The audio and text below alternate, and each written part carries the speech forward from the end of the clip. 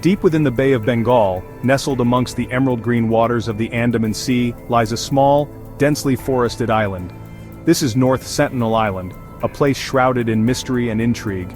Home to the Sentinelese, an indigenous tribe untouched by modern civilization for perhaps 60,000 years, the island stands as a stark reminder of humanity's diverse tapestry.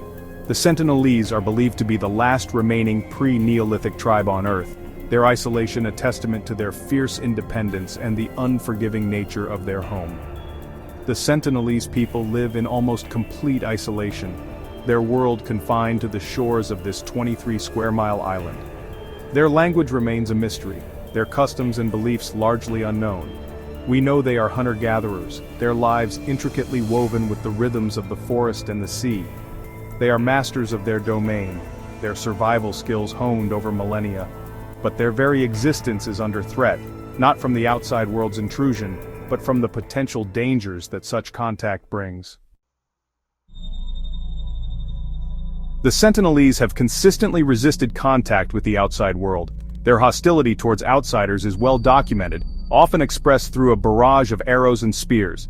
This fierce territoriality, while protecting their way of life, also highlights their vulnerability. Isolated for so long, they lack immunity to common diseases that we take for granted.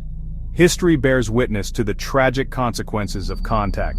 In 1880, an Indian expedition led by Maurice Vidal Portman, a colonial administrator, captured several Sentinelese, including an elderly couple and 4 children.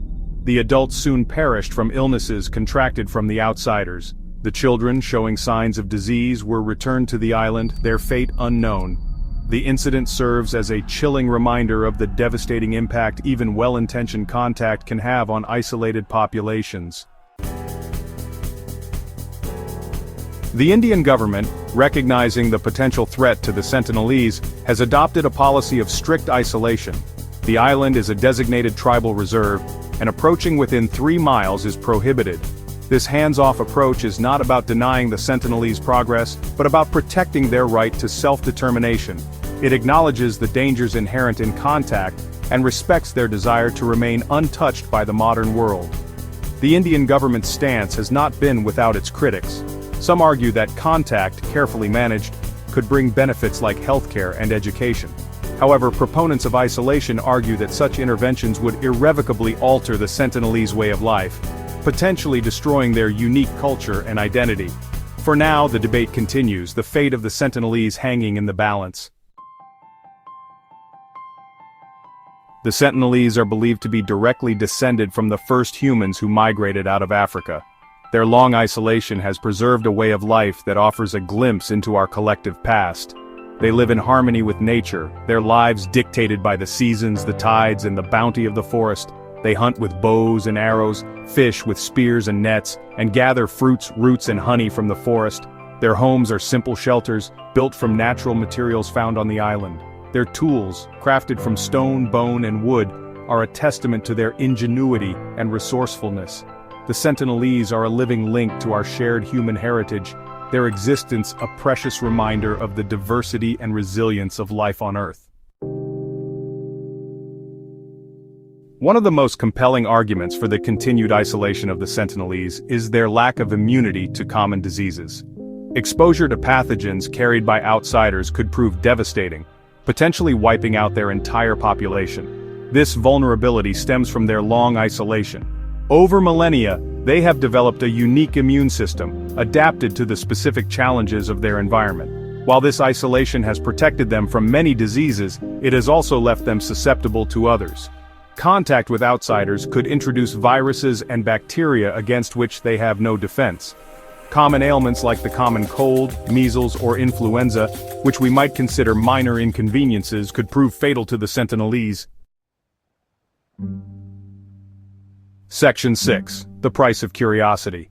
The allure of the unknown, the desire to make contact with a culture so different from our own, is a powerful force. However, history is replete with examples of how such encounters, often driven by good intentions, have had disastrous consequences for indigenous populations. The Sentinelese are not exhibits in a museum, their lives not a spectacle for our amusement. Their culture, their language, their very existence are all testaments to the power of human resilience and adaptation. To violate their isolation for the sake of our curiosity, to risk their lives for the sake of our knowledge, would be a grave injustice. It's a risk we cannot and must not take. Section 7. The Guardians of Time. The Sentinelese are not merely survivors, they are guardians of a way of life that has vanished from the rest of the planet. Their existence challenges our assumptions about progress and development, reminding us that there are other ways of being, other ways of relating to the world around us. Their isolation is not a sign of backwardness, but a testament to their successful adaptation to their environment. They have thrived for millennia without our intervention, their lives a testament to the enduring power of human resilience and the profound connection between humanity and the natural world. Their story is a stark reminder that progress does not always equate to betterment. That development often comes at a cost. Section 8. A World Apart, the Ethics of Non-Intervention. The debate surrounding the Sentinelese often centers around the ethics of non-intervention. Should we actively try to contact them, potentially exposing them to diseases while offering them access to modern medicine and technology? Or should we respect their isolation, even if it means they may face challenges we could help them overcome? There are no easy answers. Some argue that our responsibility to protect human life supersedes their right to isolation. Others believe that their right to self-determination, to live their lives as they choose, free from outside interference, is paramount. The Indian government's policy of no contact reflects a deep respect for the Sentinelese's right to self-determination. It acknowledges that their fate, their future, is ultimately theirs to decide. Section 9. The Future of North Sentinel.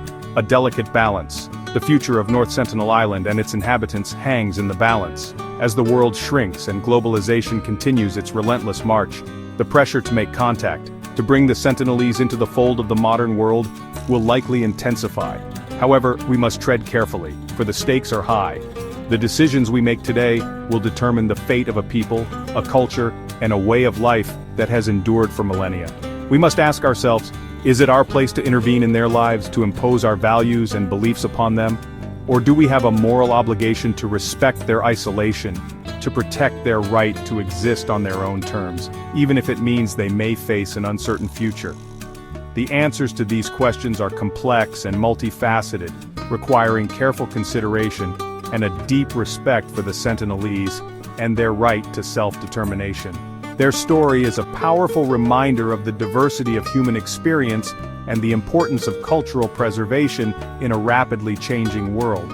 The future of North Sentinel Island is not just about the Sentinelese, it's about us, about our values, and about the kind of world we want to create. If you found this exploration intriguing, please like, share, and subscribe for more content that delves into the world's most fascinating and forbidden places.